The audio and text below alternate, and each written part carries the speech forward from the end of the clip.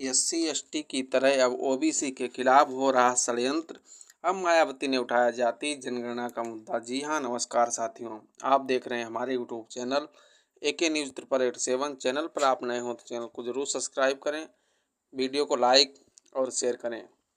बसपा प्रमुख मायावती ने अब यूपी की राजनीति में पार्टी को एक बार फिर चर्चा में लाने पर जोरदार तैयारी शुरू कर दी है। वे लगातार लोगों से जुड़ी दिख रही हैं, साथ ही कार्यकर्ताओं को फिर से एक्टिव करने की कोशिश में हैं। गुरुवार को लखनऊ की बैठक में मायावती ने जाति जनगणना का मुद्दा छेड़ा है। आपको बता दें कि उत्तर प्रदेश की राजनीति में बहुजन समाज पार्टी को एक बार फिर चर्चा में लाने की कोशिश में पार्टी सुप्रीमो मायावती पूरी तरह से एक्टिव हैं। बसपा प्रमुख मायावती की निगाह अब दलितों के साथ ओबीसी वोटरों पर है। उन्होंने गुरुवार को पार्टी की बैठक में कहा कि जिस तरह एससी/एसटी वर्ग के आरक्षण को निष्प्रभावी बना दिया गया है, वहीं षड्यंत्र अब ओबीसी के प्रति अपनाया जा रहा है। इसको रोकने के लिए संगठित प्रयास जरूरी है।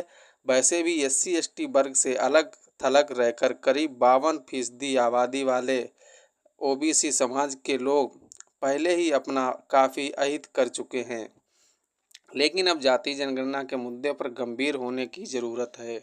इतना ही नहीं, आपको बता दें कि मायावती ने कहा कि बसपा ने देश में 27% ओबीसी आरक्षण को लागू करवाया, उसी तरह राष्ट्रीय स्तर पर जाति जनगणना करवाकर उन्हें और एससी/एसटी वर्गों को भी देश के शासन प्रशासन में उचित व प्रभावी भागीदारी दिलवाने को भी ज़मीनी हकीकत में ज़रूर बदलेगी।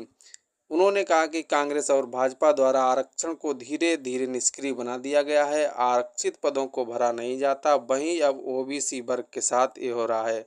इतना ही नहीं, बसपा प्रमुख मायावती ने कहा कि एससी/एसटी और ओबीसी आरक्षण के प्रति संकीर्ण जातिवादी रवैया अपनाने में भाजपा, कांग्रेस, सपा और इनके गठबंधन कोई एक दूसरे से पीछे नहीं है।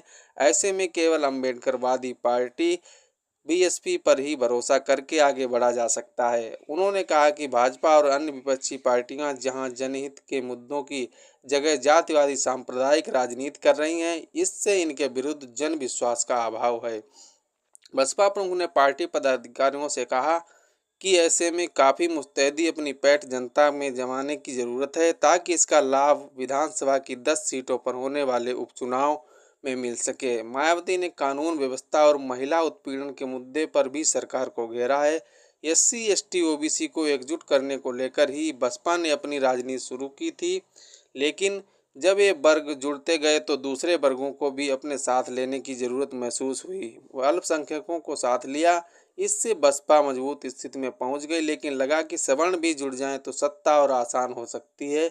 इसमें बसपा 2007 में सफल भी हुई। उसके बाद 2012 से बसपा का जनाधार गिरने लगा। पिछले विधानसभा और लोकसभा चुनाव में बसपा का जनाधार काफ़ी नीचे आ गया और लगा कि दलित भी उससे छिटक रहे हैं। तब से उसका फोकस खास तौर में दलितों पर है। अब इस बीच संविधान और जातीय जनगणना जैसे मुद्दों को सपा व कांग्रेस ने उठाया और लोकसभा चुनाव में उसका फायदा भी मिला। अब भी ये पार्टियां इस मुद्दे को उठा रही हैं और दलित वोटों में सेंध लगाने की कोशिश हो रही है। यही वजह है कि बसपा भी इस संवेदनशील मुद्दे के जरिए दलित और ओबीसी को अपने पाले में करना चाहती है।